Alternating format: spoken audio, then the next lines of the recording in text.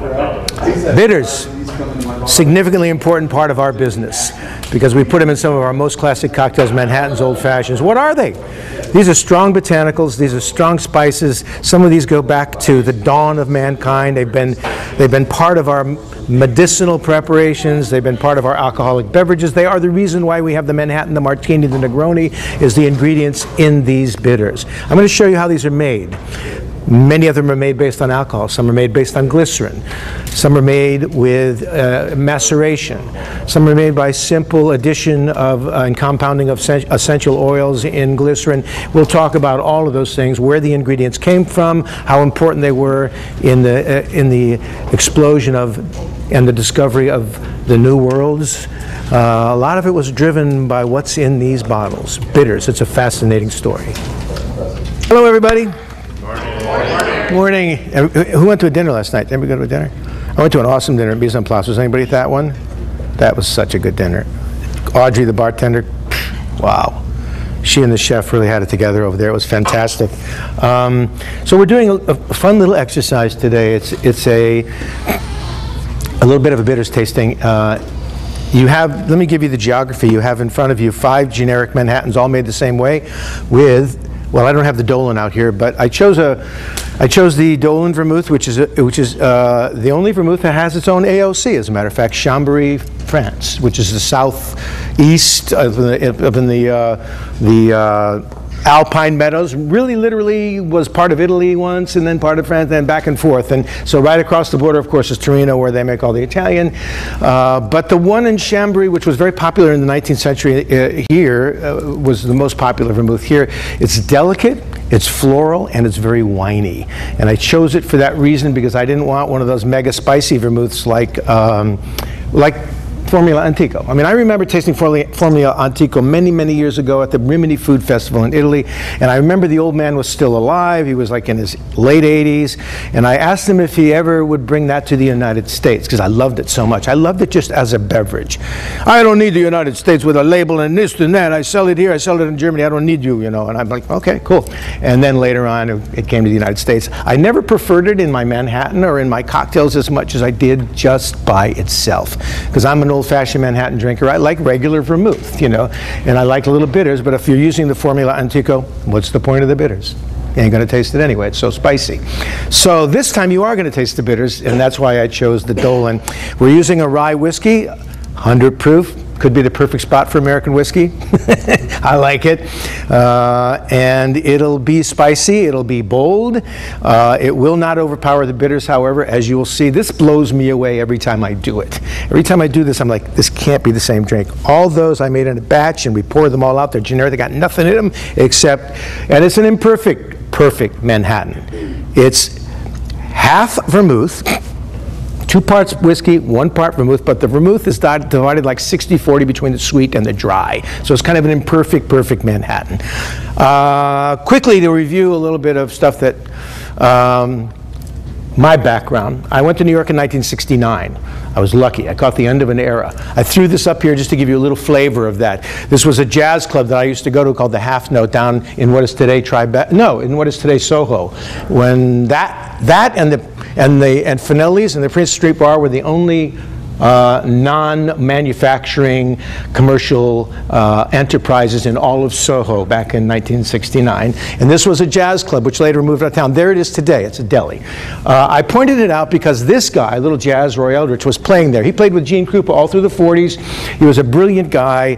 He was the only black man in the band, and that really was tough for him because traveling around in those days, in the 40s, with the Krupa band, there were times when they wouldn't let him in the theater even though his name was on the marquee outside. Little Jazz, Roy Eldridge, featured trumpet player. I got to know him as a high schooler, went looking for him here because my best friend's older brother was a piano player he used to like to play with. So we walked in that entrance right there, and in the old days, the bar ran parallel to this side street, and the dining room was over here, and they had the band up on a shelf behind the bar. Why? So they could play first to the dining room and then over to the bar and back and forth.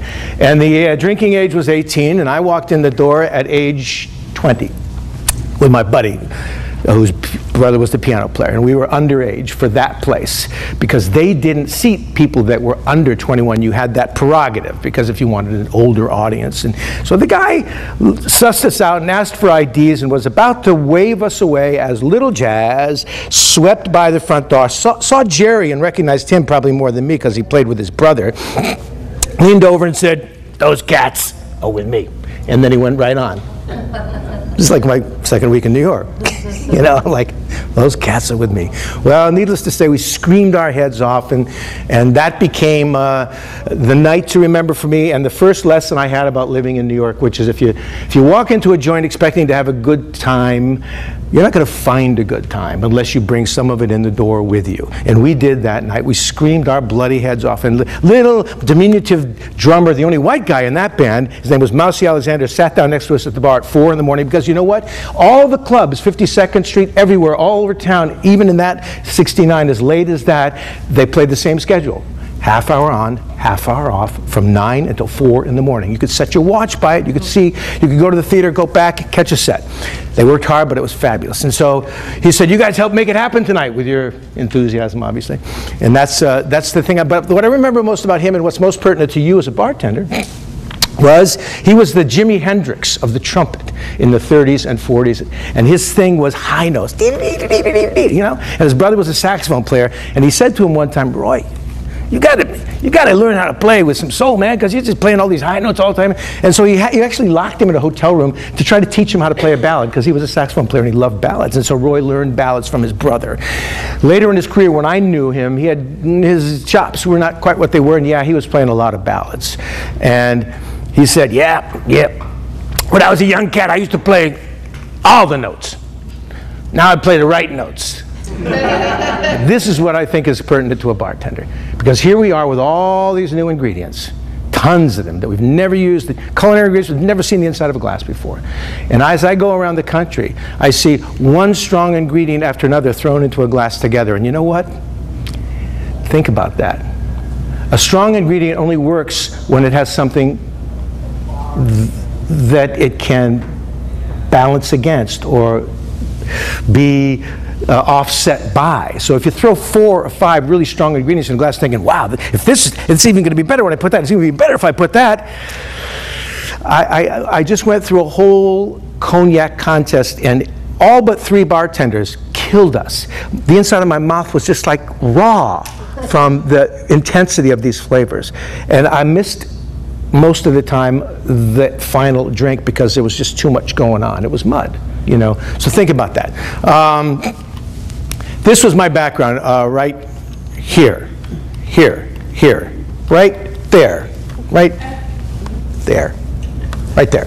That was my mentor, the guy I went to work for who pushed me in the direction I went into. That's obviously Julia Child. She was big. She was like this big. She used to come to my bar and I made her martinis. She was a big woman. And I watched her when I was a high schooler. It was part of the reason I got into the restaurant world. This was two of Joe's fabulous places. That was the Four Seasons, is the Four Seasons. You can go there today. I recommend that you go there. This was 1959, the Four Seasons, a seasonally changing menu in 1959. Nobody was doing that. Joe was a visionary. La Fonda del Sol was over in Time Life. This was on Park Avenue, and it was a brand new building in 1959. And over on 6th Avenue was La Fonda del Sol, and another brand new building, the Time Life building. And in that place, in 1959, when he opened, Joe had margaritas, he had mezcal drinks, and he had pisco sours in 1959.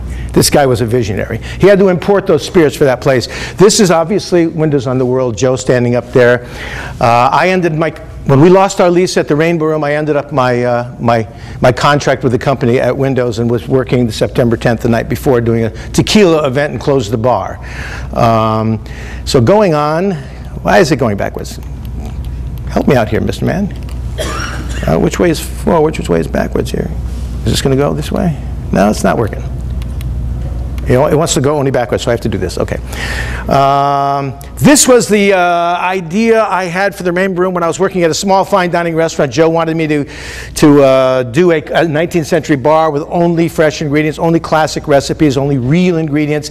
And I wanted to job at the Rainbow Room because I was seeing all the excitement at this little fine dining restaurant. Joe was using it as sort of a laboratory, and I wanted the gig, so I said, what if we were to do a menu with all these crazy drinks that were at the clubs that were sort of in the shadow of this huge building in the middle of Rockefeller Center? And he said, I've done it before, and he had, show me a menu. So I made a menu for him, and I got the gig, and this was my bar. Beautiful mahogany bar, Empire State Building over my shoulder there. And now, the way we're going to do this, you have a little dropper. You're going to have to clean it out in between each use. So this little guy right here, you have to fill with water. And the little dropper, some of you may have to share one between two. After you put the bitters in the Manhattan, don't do it yet. You're going to rinse it out so that we don't have a meritage going to the next one and the next one and the next one. Rinse it out with water. We're going to begin with the bitters first. We're going to taste completely through them. We're going to nose completely through them and taste them. And then we're going to taste the Manhattan. So don't touch the Manhattans until we get all the way through the bitters. But after you taste each bitters, I want you to do 4 drops of that bitters into the Manhattan right above it. Try to be as exacting as you can, but you know, not a big deal if you go over. You know what? They didn't pour me. So I'm going to be using this one over here. That's right. Take this one. I'll just run over here and get it from here. So I want you to pick up number 6, which is all the way on the left, right in front of you, and that would be, and by the way, this is not blind, and I forgot to put the bitters out here like a dope. Is there anybody still working from the, could somebody run in the back and get the bitters out of the back so I can show them the bottles in the order that they're going to be. So this is number 1, all the way over on the left on your palate. Number 6, I'm sorry. Take the top off and put your nose in. What do we got?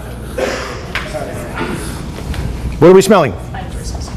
Christmas. Thank you very much. We got all the baking spices here. We got nutmeg, we got clove, we got orange peel, we got Angostura bitters. We love Angostura bitters. Well, no, does it smell like it's bitter? It doesn't even smell like it's bitter, does it? It smells like it's sweet.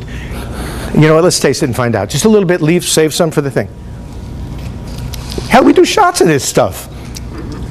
You know, if this hit the TTB today, it would never pass. They say this is a beverage bitters. This is not a food additive. My bitters and all the other ones are food additives. This, because it's grandfathered in since 1824, Johann Siegert. Do you know who Johann Siegert was? This guy was a cool guy. He was a military surgeon for the German army, but an idealist. He split. He heard about this fight for independence happening over against Spain by this extraordinary luminary Simon Bolivar. So he went off to Venezuela to fight for Simon Bolivar for the freedom of Venezuela and Bolivia and Colombia and every one of those countries that he freed. And while he was there, he noticed that the soldiers were spending most of their time sick with dysentery. So he figured out a way using local ingredients by consulting with the local Indians what they were using for their stomach stuff, and he put together this product, and it certainly did help. And we all know that it helps because we use it. All of us use it for our agita, you know, the same way we use Fernet for agita. And a lot of the strong ingredients in here, well, we'll get to that in a minute. So he made it in the town of Angostura, which is why right here in the bottom, now when it first came out in 1824, it did not say Angostura bitters, it said aromatic bitters, and way down here in the bottom was the word Angostura because that's where he made it. There is no Angostura today. It's called today Ciudad de Bolivar, after the man himself.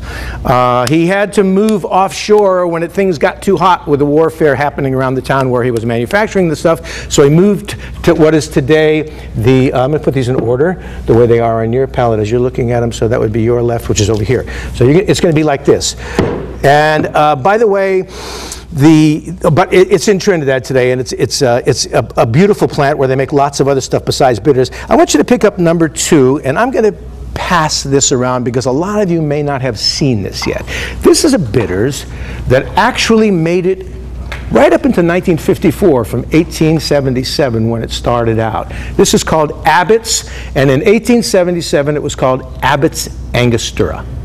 And they got sued way back in 1877 by these guys who were angry after having the word Angostura way down at the bottom of their label for all those years since 1824 that someone else had the nerve to put it on their label. Guess what?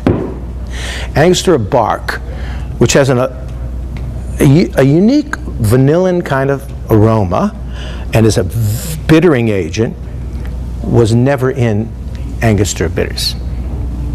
Angostura bark, in fact, was in So they called it Abbott's Angostura.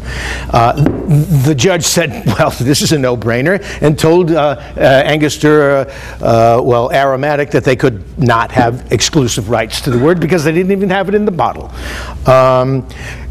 By 1902, they had found a judge that agreed with them, and they eventually did get absolute use of the name. And Abbott's had to remove the word Angostura and just become Abbott's Bitters. So, you know, look at this recipe. Oh, by the way, these poor SOBs here came out in 1902. And they had to go right off the market because they called themselves Angostura Bark Bitters. But back up a bit, this is not, and we know it's not, the recipe because there's supposedly only 5 guys in the world that know the actual recipe. But there are many things in here that in fact are in Angostura Bitters. I walked through, you see, I went to work for these guys, and I was at the Rain Room. We were doing dishes with tradition, lobster thermidor, I mean, you know, all this stuff, tornadoes, rossini, baked Alaska. We had drinks with tradition. We were doing all the old recipes. So the Angostura guys came to me and they said, well, here's a guy, you know, that'll put us back on the map, because you know what? Even though every bar had a bottle of Angosturas, even in those days, the bottle was probably missing its label, and there might have been a little bit left in the bottom, all materized. People weren't drinking that stuff. You know, this was the era of the Sea Breeze, Cape Codder, Bach on the Rocks. You see where I'm going here. They weren't drinking whiskey. So they thought I was the guy. So I went to work for them for several years, and I was walking through their grinding room on a shortcut to the distillery, and I started to bend over to pick up these little round things that I was skating on. And they grabbed me and said, no, this is actually, we didn't mean to come through this room, and they hustled me right out. Well, what it was allspice berries, and that's in fact right there. And you know, I call my allspice bitters pimento because when the Spaniards first arrived in these islands, and in Venezuela on the mainland, they saw the Indians grinding up these big round black berries and thought they were peppercorns, so they called them pimento. But John Ray, who was an English botanist, brought lots of stuff back to England, was playing with it, got a hold of these berries and started grinding them up. Smelled like this, smelled like clove, smelled like, and he's like, wow, this has so many aromas, it's like allspice. And so that stuck in the English language world. Jill wishes that I had called this stuff pimento because she thinks that people think it's the red pimento pepper. And I can always tell if somebody's actually tasted my bitters, because if they write, oh, I could really, the red pimento peppers really came through, then I know they've never tasted it. Yeah, really. So, yeah, here's these guys, poor SOBs. These guys made rye whiskey, Reinstrom and Brothers in Cincinnati. They had about 24 different rye whiskeys, all with the word Eagle somewhere in the label. If you've ever seen any of those 19th century bottles, they were a famous rye maker. Didn't make it past Prohibition, unfortunately.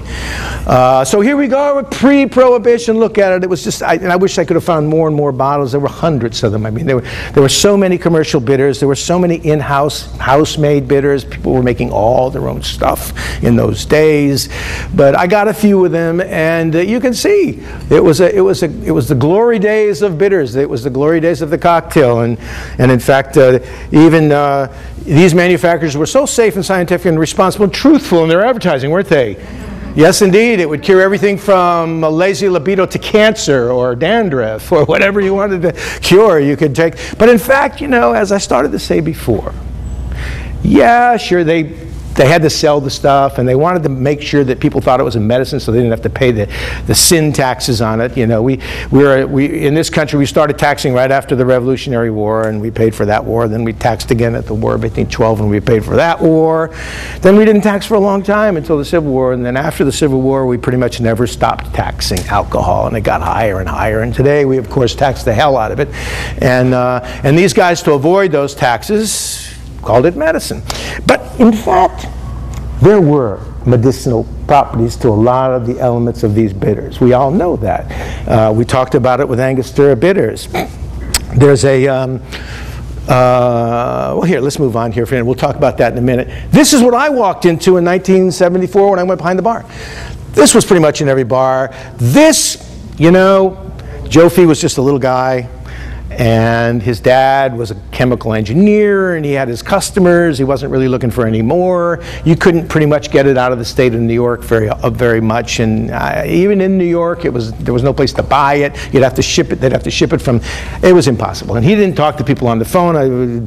Ted Hay, Dr. Cocktail, who's the curator of our museum in New Orleans, tried to reach him and finally got through to him. It wasn't until Joe Fee, the son, grew up and started to promote it with the cocktail revolution that it really got back on the map. This stuff here was simply impossible to find. You know, it was made in those days not by Buffalo Trace, but by the Sazerac company. It was just impossible to find, unless you were in New Orleans. And so pretty much it was Angostura. And Angostura, as I said before, the joke among the bartenders in the 70s was, what's going to last longer? Your marriage or your bottle of Angostura bitters, you know. Seriously. So here we go. Why don't we pick up number 2 and take the cap off? By the way, did you put 4 drops of number 6 directly in front of it into your Manhattan? So in other words, when you tasted 6, the Manhattan directly above it was where you should have put the 4 drops. Now we're going to go to Abbott's, which is the one right next to, which would be number 7. And we're going to open the top and smell it. And what do we smell? It's pastry driven, isn't it? But not so much with the spices. It's almost like a vanilla icing kind of. It's like a vanilla. Well, that's the Angostura bark. That's the difference. This is Abbott's with Angostura bark. Take a look at the bottle, everybody. Pass it around. So we have the baking spices underneath that vanilla icing kind of flavor, and it's kind of rich. It smells like it could be sweet, like Angostura was, but let's find out. Take a taste. No. No. It is not sweet. We're going to find things getting more and more bitter as we go down the line, almost until right up to the very end. So let's take 4 drops of this right into our Manhattan. I have to get my little dropper. And don't forget to clean out your little dropper so we don't end up with that problem. Okay, 1, 2, 3, 4. Excellent. If you think you have if you got over poured a little bit, like I was pouring and not always right on, put a little extra so that you end up with a goodly amount in there, because we do want to taste the bitters. That's the whole point of the exercise. Marvelous. Get mine done here. There we go. All right. So moving on. Here we are today. Look at what we got. We're back. We're back to the 1880s and the 1890s. All these commercial bitters, so many more than this. We know these guys alone got 15 or 20 flavors. Fee Brothers got 20 flavors now. They keep adding to them. Joe does. And by the way, most of these, I'm not going to be coy about it. Most of these are, this is the order they're in, by the way. Most of these are based on alcohol. They're at least 44% alcohol, except the last one you'll taste, which is number 10, all the way over on the right.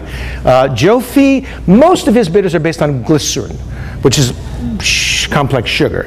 And they're used, essential oils in glycerin is the way. But his lemon bitters, 30% alcohol. So it's not true in all of his bitters. Some of his bitters do have alcohol in them. But the rest of these guys are a lot of alcohol. And that's strong alcohol in most cases, with if not whole botanicals, at least, you know, chips and powder, etc. But the real thing, not essential oils that you'll find in these bitters. So why are we so interested in bitters? By God, it's the foundation of our whole business. I mean, this famous Hudson, Balanson, Columbian repository that we keep going back to over and over, 1806, May 13th, when somebody wrote a letter to the editor on May 6th. What is this thing called cocktail? And do you know why the letter was written? See, in those days, it was okay to buy your way with alcohol into a public office. You could serve as much alcohol to as many people as you wanted and have all kinds of parties. The only rule was you had to publish the amount you spent and the types of alcohol you used. So here's this paper, Hudson, New York, where this guy running for a local alderman publishes this list of stuff and how much he spent. And one of the categories was $25 cocktail. And some old dude who thought he knew everything about alcoholic beverages writes a letter to the editor and says, what is this thing called cocktail? I thought I was aware of every blah, blah, blah. And he says, what is the name? I mean, does this name have something to do with its effect on a particular part of the body? Now that's pretty racy for 1806. So the guy writes back a long letter, but the essence of the letter was, cocktail is strong spirits of any kind, sugar, water, and bitters, also known as a bittered sling. Sling. What was sling? It was a poor man's punch. David Wondrich, who's read Punch by David Wondrich? You got to get it. He talks about the whole thing. Punch in the 16th, 17th, and 18th century was the modern cocktail party. That punch bowl constituted the modern cocktail party of its day. And it was expensive. And it was mostly London, all the swells, every gentleman worth his salt had a punch recipe. And those punch recipes was one of strong, one of sour, 2 of sweet, 3 of strong, 4 of weak, and then spice.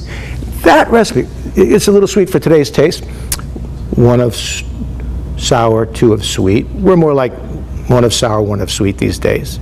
2 of strong, 3 of weak.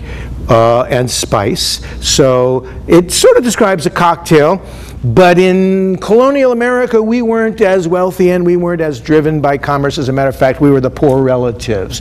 Most of the stuff we got, we bought because it was manufactured over there and shipped over here, and all of our good stuff, everything was pretty much owned by the English governors, and we were not able to make these beautiful bowls of punch with silver and serve them, and we didn't have the leisure for that anyway. And what was missing? The citrus, of course. It was expensive to get citrus. And what about spices? Whole spices? Oh my God, we're going to get to that in a minute, how expensive they were. So what did we do? We had slings. They were strong spirits, sugar, and water. Then bitters came along. Bitters was a poor man's way of getting spices into that drink, and so we were now able to drink like swells. And the cocktail was what we called it. It was done in a single glass instead of a big bowl. We extrapolated back. So you think, well, bitters must be an American thing then, because the cocktail's an American thing. No. Bitters were invented in London by a guy named Stoughton in 1690, and then patented as a medicine in 1712.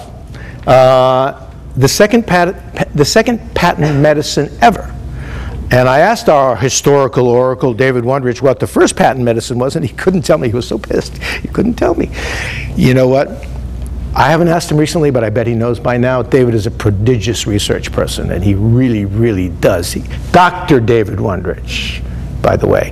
And he really knows how. He gets into every library in the world online. And if you're a doctor, if you have a doctorate, by the way, you have access to a lot of stuff that normal people can't get into. And so that's why he's able to do that. So look at the top of the list here, gentian, the most bitter thing on the face of the earth. As a matter of fact, all other bitter is measured against gentian in degrees of bitterness. Followed up by red Saunders wood or cochineal. We all know what cochineal is, right? That's the stuff that they used to put in Comparative to make it red. This is a story. What a story it is. And yes, we're going to get to it right now. The issue with cochineal, and by the way, gentian documented in 1500 BC by the Egyptian Eber Papyrus, this thing over here, which was based on an even much older document, which was lost to history. So the stuff we're talking about has been documented since the hunter-gatherer. You can imagine a society where they're following animals and watching what they eat and watching their habits. Why? So they can kill them and eat them. And they're seeing animals eat this, and then our animals eat that. Why are they eating that? Should we be eating that? Well, they taste pretty good, these berries. Why? So I guess we should be eating that too.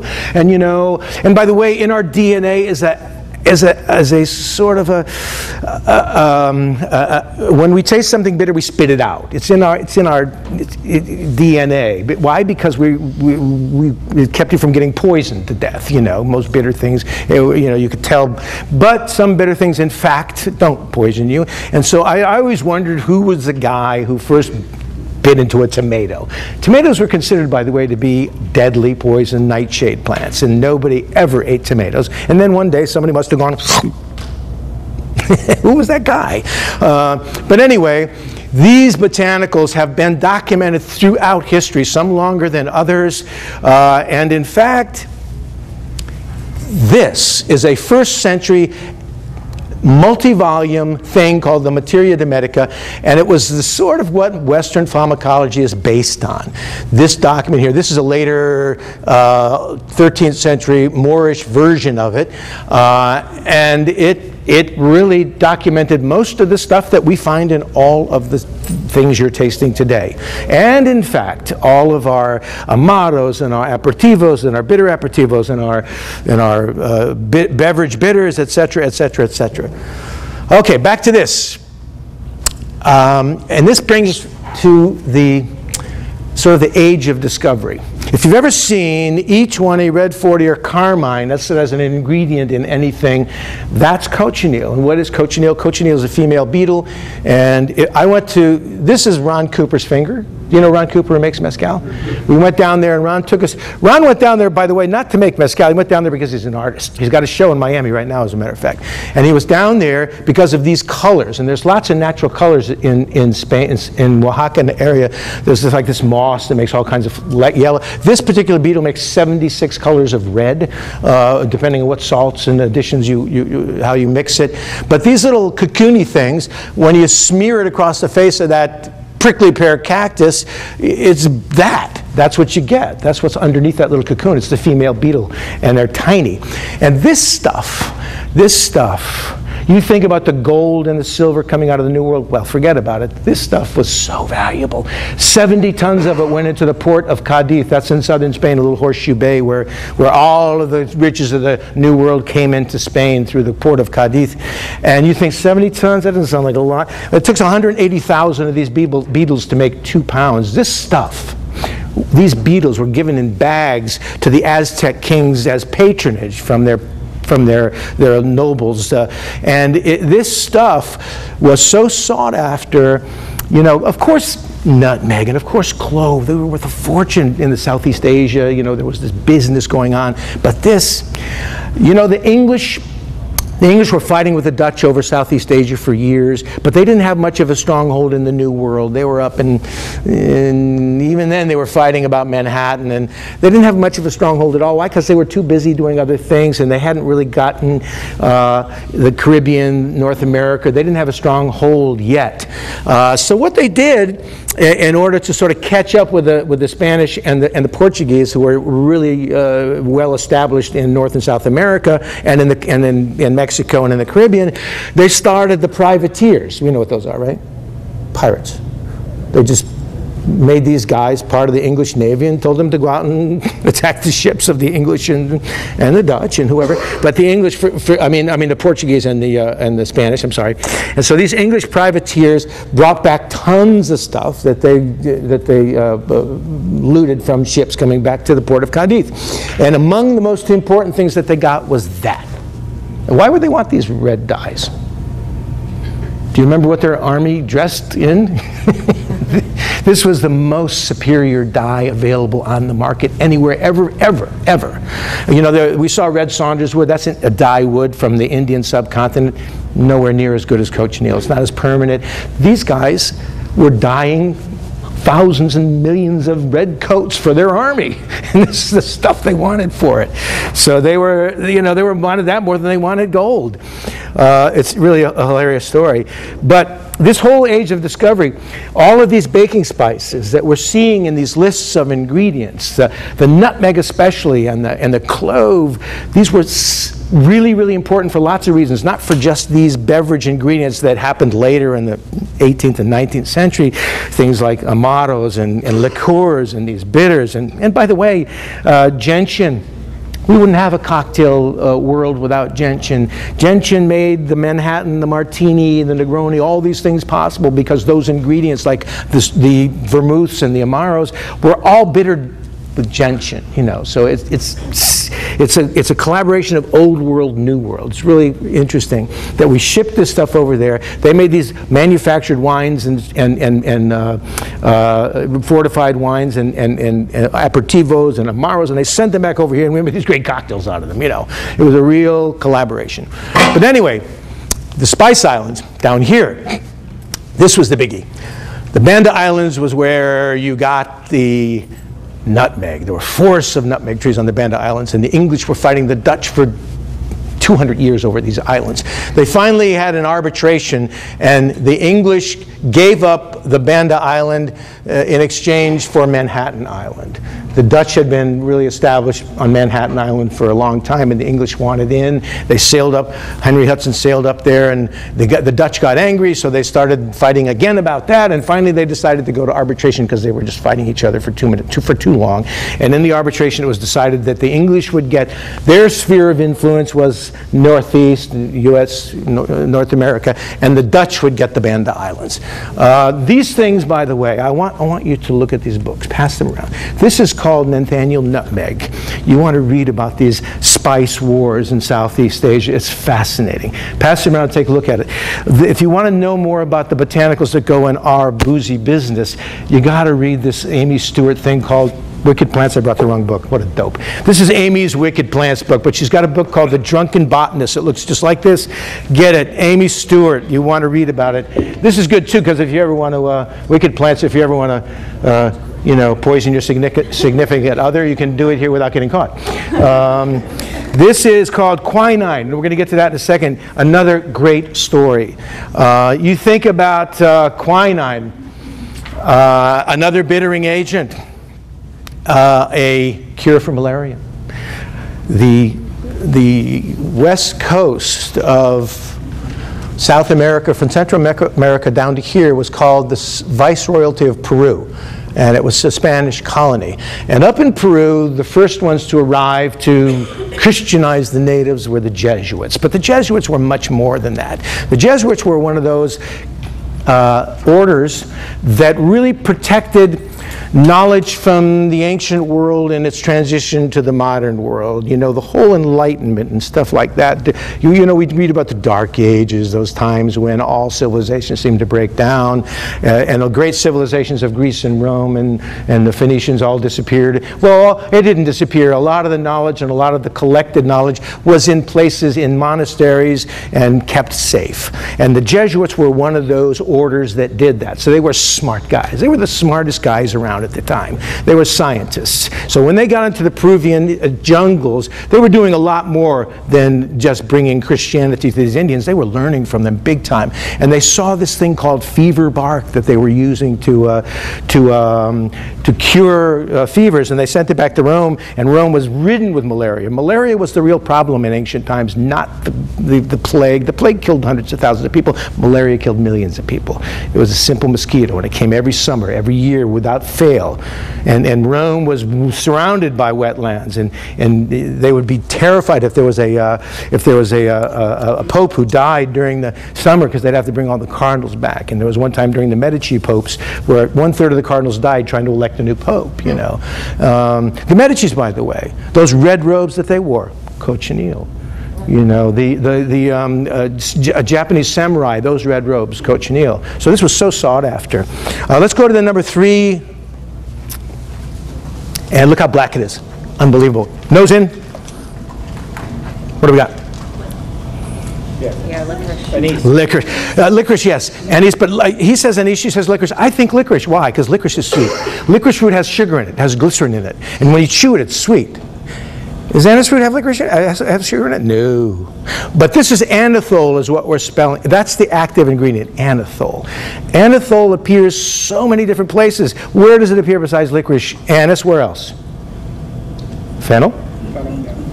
And other places too. And so I think we're smelling licorice here. Let's taste it. And you know what? The baking spices are right underneath. They're all there. Is this bitter? Oh, yes. Oh, yes. Okay, drops in. Clean out your little thing. We got to move along here because I'm taking way too much time. 1, 2, 3, 4. All right, moving right along here. We've talked about the Banda Islands. Let's go forward, Dale, not backwards. Let's talk about cinnamon, clove, and nutmeg. These are some of the primary ingredients we're tasting in these bitters right now. Clove, really important, relatively inexpensive, not really as expensive as things like vanilla, saffron, even. You know that nutmeg, when they were fighting over the Banda Islands in the 1500s, if a sailor could get 25 nutmeg berries off that ship without being caught when they got back to the London docks, he could retire and build a house. 25 of these berries in a bag. That's how dear this stuff was. Until trade got, modernized. So, clove, important in all of these ingredients, important in all of our amados and all of our... Why? Because it has something called eugenol, and eugenol is an extender and amplifier, and especially when it comes to vanilla. Like the vanilla in the Abbott's, what's going around right now. The clove in Abbott's enhances the vanilla aroma, whether it's natural vanilla or vanilla coming from Angostura bark or vanilla coming from the catechu root, which also has some of those baking spice aromas. Catechu is a bittering ingredient, and it was also used in that black vodka called Blavod. Remember Blavod as an astringent?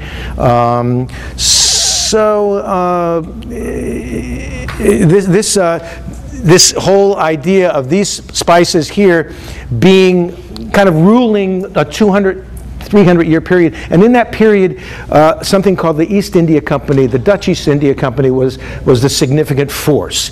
There were 200 years from 1600s to the 1800s.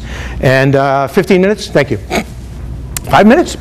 5 and then questions. All right. So let's get into the Manhattans really quickly. I'm going way deep into these things, which we can't go into. Let's go to number 4. These are the bitter truths, number 3? Bitter truths, yeah. We're missing one here, which is, of course, the Abbott's, but that's the order right there. Now, this is mine. Does this smell like it's going to be bitter? Oh, yeah. What does it smell like, though? Anise, maybe? Anise. Yeah. And then clove underneath it? Yep. Well, now, if you want to see the difference between anise or fennel and licorice, go back to number 3. And then go to number 4. You are smelling green and vegetal in number 4. You are smelling fennel. You're not smelling licorice. But it's still anethole. So let's take a couple drops of it and put it in our thing here.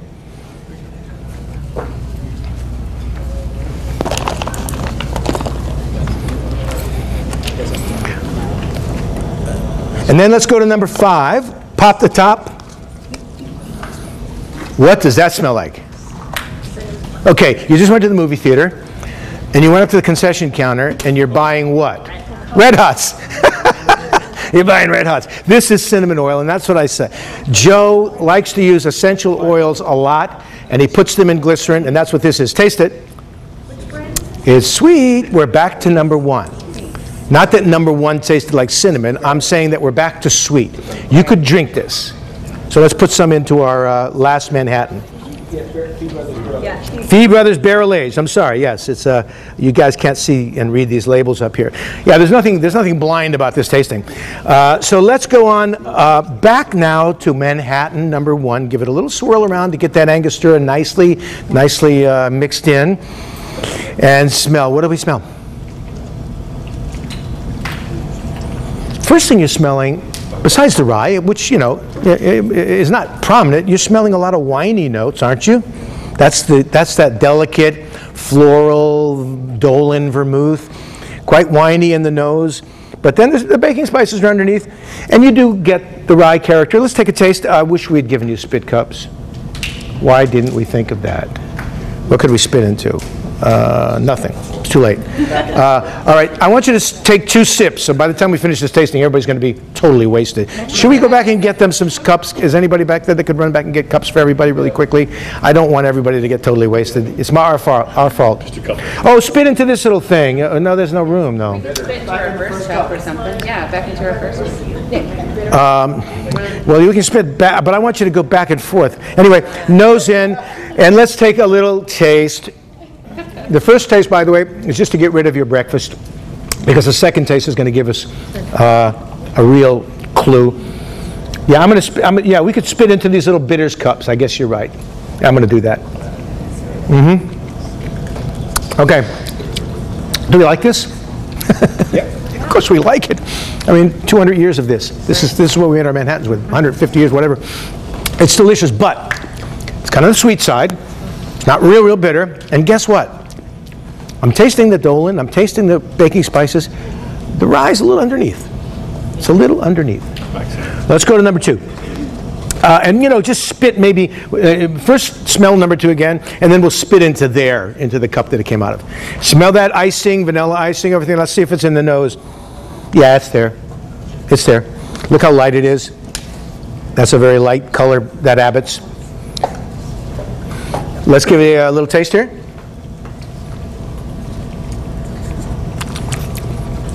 What's the difference between that and number 1? Well, significantly what? The whiskey comes out. The whiskey comes out, and there's also a dryness to it that we did not have in number 1. So an astringency. An astringency. We're moving into more of a dryish Manhattan, and this was more of a sweet Manhattan. So this is more dryish, maybe not all the way to dry, maybe more like perfect, but significantly different in aroma and in taste from number 1. 4 drops, remember. Okay, number 3. Nose in. There is that licorice. Let's taste. Second taste. Remember that first taste is going to take away the number 2. Now we'll get a true taste.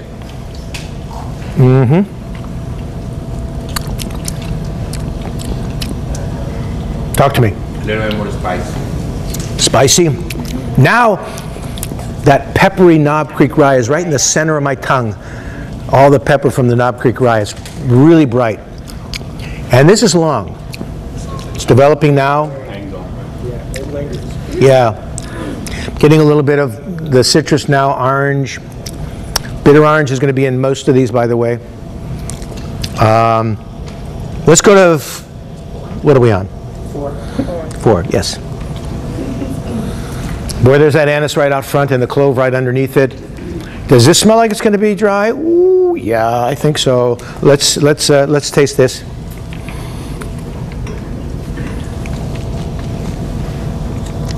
This is a dry Manhattan. This is desert dry. This pimento bitters, I had originally thought about tiki drinks because a tiki drink can be cloying and can be overly sweet because there are so many juices and so many syrups and orgeat and all that other stuff. I guarantee you, 2 or 3 good dashes of this and it will no longer be sweet. What do we use bitters for? We use bitters the same way we use lemon and lime juice. We use it as a balance, but it also brings flavor, doesn't it? Not that lemon and lime doesn't bring flavor. Of course it does, but it's a balancing agent. You have sweet, you have bitter. You have sweet, you have sour. And it's used the same way. So when we have these overly sweet things, that's what we dash into. Look how different this is than number 1. 4 and 1 are like totally different drinks. They don't even smell. Let's go to the last one then, and that's our fee. Smell that cinnamon oil. It's right there. A lot of people like this one.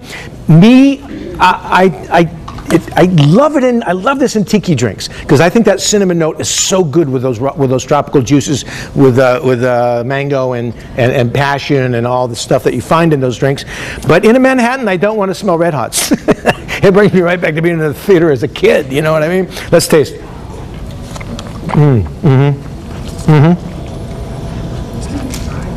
Back in. It's sweet. We're back to number 1. Maybe you like that sweetness, you like a sweet Manhattan, then that's where you want to be. Let's look at these recipes. Oh, by the way, quickly, orris in everything also. Orris is an interesting story because after you dry the roots for 2 years, orris becomes a fixative, and they love it in perfumes because every time you open that bottle, you want to smell that wonderful aroma. Orris. That's what they do in gin. That's why orris is in every gin, because you want those notes to be there every time you open the bottle. Orris is a fixative, and it's necessary in all bitters, in all perfumes, and in any kind of spirit where aroma is significantly important. Okay, quickly, and you can ask questions now while we're doing this. These guys were into bitters, but Harry Johnson a little bit more than Jerry Thomas. Harry listed lots of bitters in his, and Jerry Thomas didn't list so many in his recipes. For example, this is Johnson's book, whereas in Jerry Thomas's book, he was mostly about something called Bogart's bitters in his 1862, which was actually Boker's because it was a misprint. David and all of those guys who first got a hold of the 1862, they're looking for this Bogart's bitters, and they finally realized after seeing the 1887 or 82 editions that they had changed all the Bogarts to Boker's because it was a misprint in the first book. I'll take Manhattans. Here we go. This is O.H. Byron, first time the Manhattan was in print, 2 different versions of it, 2-to-1, vermouth to whiskey, weird. Dashes of Angostura, dashes of gum syrup. We had a sweet tooth. Manhattan number 2, Curacao instead of the gum, but still Angostura, equal parts this time. Fine ice, stir well. Now at the bottom of this, this book didn't survive because it was on acid paper, but a lot of the dust covers did because they were beautiful and they were on good paper. Down here at the bottom, oh, actually I have the page. It's right here, right here. Martinez cocktail, or martini, if you want. Same as a Manhattan, only substitute gin for whiskey. That was O.H. Byron, 1884, supposedly the first time the Manhattan saw print. This is Jerry Thomas's Manhattan. 2 dashes of Curacao maraschino. They were interchangeable as a sweetening ingredient and aromatic. Pony and a wine glass. That's 1 ounce, that's 2 ounces. So again, it's 2-to-1 on the vermouth to whiskey. Boker's, you got it right. This, see, he was dead in 1887 when this edition came out. He had already died. We all good? That's it, okay. And right here, oh my God. Oh my God. The father of our profession shaking his Manhattans, as I said, he didn't have the right to proofread this because he was gone, and this wasn't in the 1862. Anyway, I want to thank these guys for their support. And I want to thank you guys